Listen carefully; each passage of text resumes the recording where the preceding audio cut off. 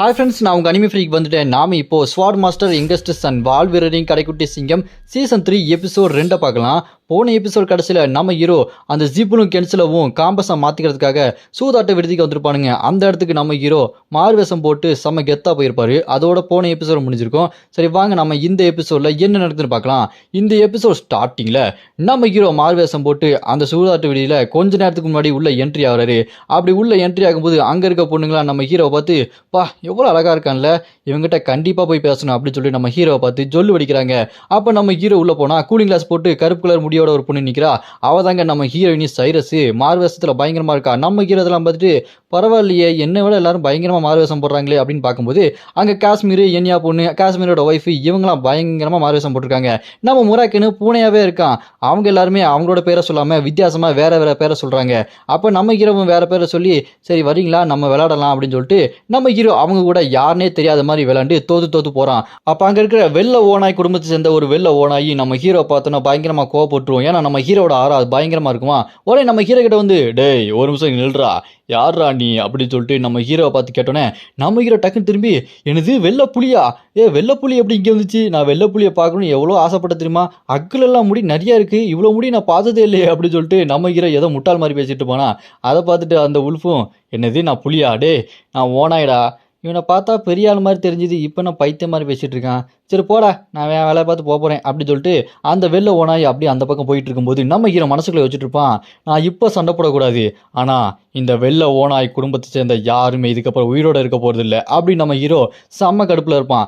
அப்புறமா பார்த்தா இந்த பக்கம் நம்ம ஹீரோயினி, சரி வாங்க விளையாடலாம் அப்படின்னு நம்ம ஹீரோவை கூப்பிட்டு விளையாண்டுட்டு இருப்பாங்க. அப்புறம் இவங்களுக்குள்ள எப்படி தகவலை பரிமாறிக்கிறாங்கன்னு பாருங்களேன். முராகன் பூனையா இருக்கான்ல, அவன் வாயிலிருந்து சீட்டை எடுத்து காமிக்கிறான். அதில் 10 மணிக்கு 2வது ஃப்ளோரில் அவங்க எக்ஸ்சேஞ்ச் பண்ணிக்க போகிறாங்க அந்த காம்பஸை அப்படி சொல்லிட்டு எழுதியிருக்கோம். அதை பார்த்த உடனே நம்ம ஹீரோ சீட்டை எடுத்து மறுபடியும் நம்ம முராகனோட வாயிலே திணிச்சு விட்டுறான். அப்படி திணிச்சிட்டு, பூனைக்குடி ரொம்ப அழகா இருக்கே அப்படின்னு சொல்லிட்டு பேசிட்டு இருக்கும்போது எங்க காஷ்மீர் என்யா காஷ்மீரோட ஒய்ஃபோட கெட்டப்லாம் பார்த்துட்டு, பரவாயில்ல எல்லாருமே பயங்கரமாக வேலை பார்க்குறாங்க அப்படின்னு சொல்லிட்டு அவங்க கிட்ட விளையாண்டு தோத்துக்கிட்டே இருக்கிற மாதிரி நம்ம ஹீரோ அங்கே நடிச்சுக்கிட்டு இருப்பான். யாருக்காக வெயிட் பண்ணுறான்னா, அதான் கென்சிலோ அப்புறம் அந்த ஜிப்லு குடும்பத்தை சேர்ந்தவன், இவங்களுக்காக நம்ம ஹீரோ அங்கேயே வெயிட் பண்ணிட்டு இருப்பாங்க. அப்போ டைம் ஆயிடுது, 2வது ஃப்ளோரில் அவனுங்க வர நேரம் ஆயிடுச்சு. நம்ம ஹீரோவும் அங்கேருந்து கிளம்ப வேண்டிய நேரம் ஆயிடுச்சு. நம்ம ஹீரோயினியும் நீ பார்த்து பத்திரமா இருன்னு சொல்லிட்டு நம்ம ஹீரோ கிட்ட சொல்கிறாங்க. அப்போன்னு பார்த்து அவங்க காம்பஸ் அங்கே கொண்டு வந்துடுறாங்க. அதை பார்த்து நம்ம ஹீரோ, காம்பஸ் அவங்க கொண்டு வந்துட்டாங்க, இதுதான் சரியான டைம் அப்படின்னு சொல்லிட்டு நம்ம ஹீரோ அந்த லைட்னிங் மேஜிக் யூஸ் பண்ணுவான் பாருங்க. அந்த லைட்னிங் மேஜிக் யூஸ் பண்ணி அந்த இடத்த நோக்கி வேகமாக ஒரு வீசுவான் பாருங்க. அப்படி இந்த லைட்னிங் மேஜிக்கை வச்சு நம்ம ஹீரோ அட்டாக் பண்ணுறதுக்கு முன்னாடி 10 நிமிஷத்துக்கு முன்னாடி என்ன நடந்ததுன்னா அப்படின்னு ஒரு ஃப்ளாஷ்பேக். அந்த 10 நிமிஷத்துக்கு முன்னாடி தான் அந்த கென்சில குரூப்பை சேர்ந்த ஒருத்தன் வந்துட்டு இருக்கான். அவனுக்காக அந்த ஜிப்லு குடும்பத்தை சேர்ந்த கால் ஜிப்புன்னு வெயிட் பண்ணிட்டு இருக்கான். இந்த கென்சில குரூப்பை சேர்ந்தவன் இவனோட பேரு சொக்கன். இவனும் அந்த ஜிப்லு குடும்பத்தை சேர்ந்தவனு பேச ஆரம்பிக்கிறாங்க. என்ன இந்த இடத்துல ஒரே சத்தமா இருக்கு அப்படின்னு சொல்லிட்டு அந்த கென்சில குரூப்பை சேர்ந்த சொக்கன் சொன்னோன்னே, அதுக்கு ஜிப்லு குடும்பத்தை சேர்ந்தவனும், ஆமாங்க நிறைய பேர் இருக்காங்க, அப்போ சத்தம் வரதானே செய்யும் அப்படி சொன்னோன்னே, அதை கேட்ட அந்த சொக்கனும், சரி உடனே அதை கொடுக்க வேண்டியதை கொடு, நீங்க ரொம்ப நிறைய தப்பு பண்ணிட்டீங்க, நிறைய கான்ட்ராக்டை மீறிட்டீங்க, அதனால அந்த பொருளை உடனே எங்ககிட்ட கொடுங்க அப்படி சொன்னோன்னே, சரி கொடுக்குறேன் அப்படின்னு சொல்லிட்டு அவன் அசால்ட்டாக சொல்லுவான். அதை கேட்ட அந்த சொக்கன், ஓ கொடுக்குற மாதிரி கொடுத்துட்டு இங்கே எங்ககிட்ட இருந்து பிடுங்கிறதுக்கு ஏதாவது ஆல் செட் பண்ணி வச்சிருக்கியா அப்படி சொன்னோன்னே, ஏங்க இந்த மாதிரி பண்ணுறீங்க, நாங்களும் அந்த மாதிரி பண்ண மாட்டோம் அப்படின்னு சொல்லிட்டு இருக்கும்போது அப்படி அந்த இது காம்பஸ் எடுப்பாங்க. அப்படி எடுக்கும்போது நம்ம ஹீரோ அதை பார்த்து அப்போ தான் அந்த லைட்னிங் மேஜிக்கை அப்படியே அட்டாக் பண்ணியிருப்பான். அந்த லைட்னிங் மேஜிக்கு வேகமாக அவங்க நோக்கி வந்துட்டு இருக்கும்போது சொக்கன் அதை பார்த்தோன்னா என்னடா அதுன்னு சொல்லிட்டு ஒரு மாதிரி முடிச்சுட்டு இருப்பான். அவனுக்கு ஒரே வெளிச்சமாக தெரியும். அப்படியே கட் பண்ண ஒரு ஃப்ளாஷ்பேக்கு, நம்ம ஹீரோ அங்கே போகும்போது என்ன மேஜிக் யூஸ் பண்ண போகிறேன்னு சொல்லிட்டு சொல்லியிருப்பான். அதை கேட்டு இங்கே முறக்கணும், டேய் லைட்னிங் மேஜிக்கா, அவங்க எவ்வளோ பெரிய ஆட்கள் தெரியுமா, அவங்களாம் 9 ஸ்டார் கிட்ட இருப்பானுங்க, அவங்ககிட்ட போய் லைட்னிங் மேஜிக் வச்சு ஒன்றும் பண்ண முடியாதுடா அப்படின்னு சொன்னோன்னே, அதை கேட்டு நம்ம ஹீரோ, லைட்னிங் மேஜிக் மட்டும் வச்சு நான் ஒன்றும் பண்ண போகிறதில்ல, என்கிட்ட ஸ்பீட் டெக்னிக் இருக்கு, அதை வச்சு நான் ஒரு 10 செகண்டுக்கு அவங்களுக்கு கண்ணு கூசும் போது அதை வச்சு நம்ம எடுத்துடலாம், அதை விட்டா வேற வழி இல்லை அப்படின்னு சொல்லிட்டு நம்ம ஹீரோ அந்த 10 செகண்டுக்கு அவங்களுக்கு கண்ணு கூசுற மாதிரி அந்த லைட்னிங் மேஜிக்கை வச்சு அட்டாக் பண்ணுவோம் பாருங்க. நம்ம ஹீரோ அந்த 10 செகண்டுக்குள்ள அந்த காம்பஸ் எடுத்தாகணும். நம்ம ஹீரோ அவங்க கண்ணு கூசும் போது செம்ம ஸ்பீடாக ஓடிட்டு இருப்பான். அப்படியே அந்த காம்பஸ் கிட்ட 3, 2, 1 சொல்லிட்டு இருக்கும்போது அங்கே ஒரு சீல்டு மாதிரி கிரியேட் பண்ணிட்டு இருப்பாங்க. பட்டார்னு வெடிச்சு சதறிட்டு இருக்கும். கீழே இருக்கவங்கலாம் ஐயோ என்னாச்சு அப்படின்னு சொல்லிட்டு பார்த்துட்டு இருக்கும்போது நம்ம ஹீரோனி சைரஸ், ஜின் என்னாச்சு அப்படின்னு சொல்லிட்டு பார்த்துட்டு மேலே வேகமாக ஓடிடுவாங்க.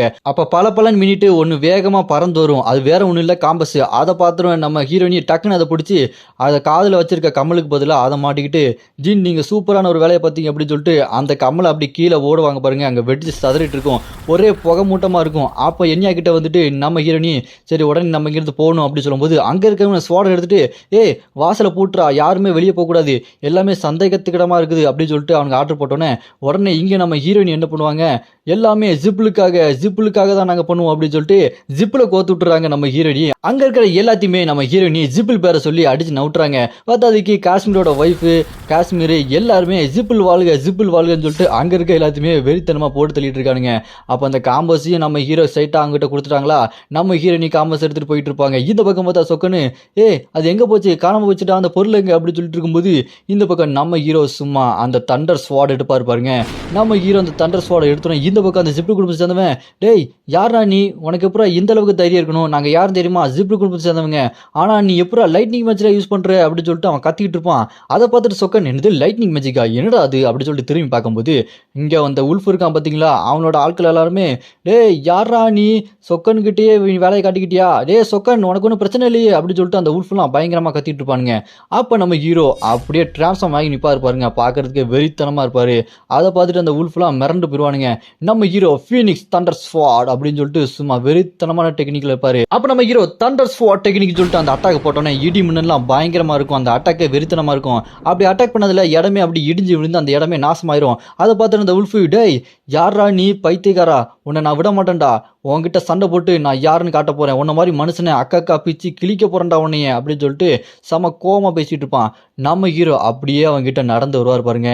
டேய் பூச்சி பயல, ஓனாய் தாண்டா நீ, நாய்க்குட்டி மாதிரி அமைதியாக இருக்கணும் அப்படின்னு நம்ம ஹீரோ சொல்லிட்டு நடந்து வரும்போது அதை பார்த்து அந்த ஓனாய்க்கு ஐயோ என்ன பவர்ரா அது அப்படின்னு சொல்லிட்டு பயந்து போய் முடிச்சுட்டு இருக்கோம். அப்போ நம்ம ஹீரோ, ஏதோ சொல்லிட்டு இருந்தியே, என்னை கொல்ல போறியா, எங்க கொல்லு பார்க்கலாம், உன் மனசுக்குள்ளே இப்போ மரண பீதி இருக்கிறது என் கண்ணுக்கு நல்லா தெரியுது, இங்கேருந்து தப்பிச்சு ஓடிடலாமா அப்படின்னு தானே நீ மனசில் யோசிச்சுக்கிட்டு இருக்க அப்படின்னு சொல்லிட்டு நம்ம ஹீரோ அந்த உல்ஃபை பார்த்து சொன்னோன்னே, இல்லை நீ எவ்வளோ பெரிய ஆளாக இருந்தாலும் நான் உன்னை ஃபேஸ் பண்ணுன்னு தான் நினைக்கிறேன் அப்படின்னு சொல்லிட்டு கிட்டு நடிக்கிட்டு இருக்கும் எல்லா உல்ஃபும். அப்போ நம்ம ஹீரோ ஸ்வாடை எடுத்து thunder card lightning spear third form அப்படின்னு சொல்லிட்டு அந்த அட்டாக்கை விடுவார் பாருங்க. அதை பார்த்துட்டு அந்த உல்ஃபு, டேய் உடனே உங்களோட ஹேமர் அந்த சுத்தியில் எடுத்து தடுத்து நிப்பாட்டுங்கடா அப்படின்னு சொல்லிட்டு முன்னாடி இருக்க அந்த ஓனாய் சொல்லிட்டு இருக்குமா. அப்படியே பின்னாடி திரும்பி பார்த்தா அந்த அட்டாக்ல 2 ஓனாய் காத்தா சாம்பலா போயிடும். அதை பார்த்துட்டு அவ்வளோதான், இதனால் நம்பவே முடியல, இது உண்மையாக இருக்க வாய்ப்பே இல்லையே அப்படின்னு சொல்லிட்டு பயந்து போய் நின்றுருப்பான் பாருங்க. அப்போ நம்ம ஹீரோ மாசா நின்றுருப்பான். அதை பார்த்து அந்த ஓனாய் செம கடுப்பாகி, டேய் எங்களோட ட்ரைபில் இருந்த 2 பேர் இறந்ததுக்கு நீ தான்டா காரணம், உன்னை உயிரோட விட மாட்டேன்டா அப்படின்னு சொல்லிட்டு நம்ம ஹீரோ அட்டாக் பண்ணுறதுக்காக வேகமாக ஓடி வந்து குத்த வரும் பாருங்க. நம்ம ஹீரோ அதை டாஜ் பண்ணிட்டு ஸ்வாட் authority third form lighting technique சொல்லிட்டு ஓங்கி ஒரு அடிப்பாக இருப்பாருங்க.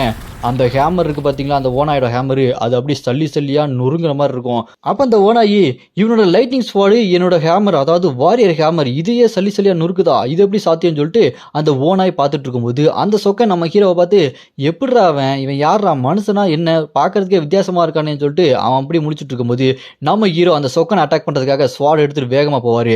அதை பார்த்துட்டு அந்த ஓனாயி, டே சொக்கா இவன் ரொம்ப ஆபத்தானவன், பார்த்து சீல்டு உருவாக்கிக்கோ அப்படின்னு சொல்லிட்டு கத்திக்கிட்டு அட்டாக் பண்ணும்போது அப்படியே அந்த ஓனாய் குறுக்க ஓடி போயிட்டே இருக்கும். அந்த சொக்கன் குறுக்க சீல்டு உருவாக்குவான். நம்ம ஹீரோ அந்த ஸ்வாடை வச்சு லைட்னிங் அட்டாக்கை சும்மா வெறித்தனமான பவரை விடுவார். குறுக்க அந்த ஓனாய் வந்து அதோட அட்டாக்கை ஃபுல்லாக அது உடம்புல வாங்கிக்கும். அது அவ்வளோதான், அதோட கதையே முடிஞ்சிடும். அது எல்லாத்தையுமே தாண்டி போய் அந்த சீல்டு அடிக்கும் பாருங்க. அந்த சொக்கன் ஒரு சீல்டு உருவாக்கி, ஐயோ என்னோட டிஃபென்ஸ் மெக்கானிசம் ரொம்ப கஷ்டப்படுது, எப்படி இவன் ரொம்ப ஆபத்தான ஆளாக இருக்கானே அப்படின்னு சொல்லிட்டு ரொம்ப கஷ்டப்பட்டு இருப்பான். நம்ம ஹீரோ பண்ண அந்த லைட்னிங் அட்டாக்ல அவன் உருவாக்கின அந்த சீல்டு சல்லியாக நொறுங்கிடுது. அதுக்கு மேலே அவனால் ஒன்றுமே பண்ண முடியல.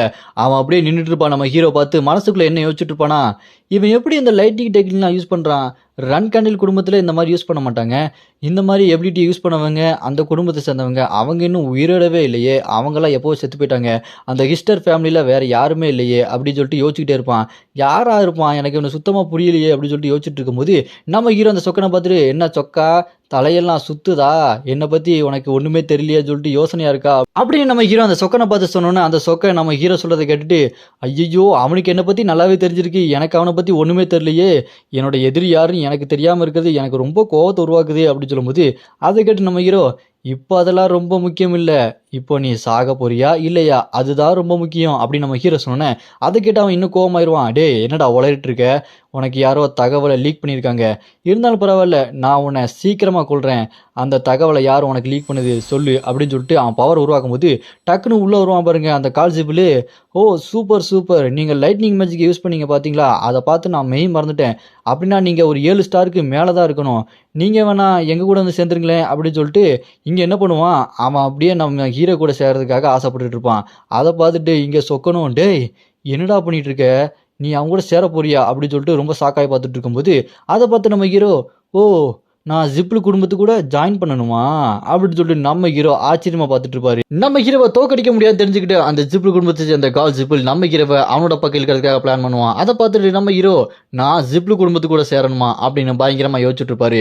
நம்ம ஹீரோ அவங்க கூட சேர போறாரா இல்ல அவனை கொல்ல போறாரா, அவன் யார் கையால சாவ போறான் அப்படின்றத நம்ம அடுத்தடுத்த எபிசோட்ல பார்க்கலாம். உங்களுக்கு அடுத்த எபிசோட் வேணும்னு நினைச்சீங்கன்னா மறக்காம கமெண்ட்ல அரைஸ் அப்படின்னு கமெண்ட் பண்ணுங்க.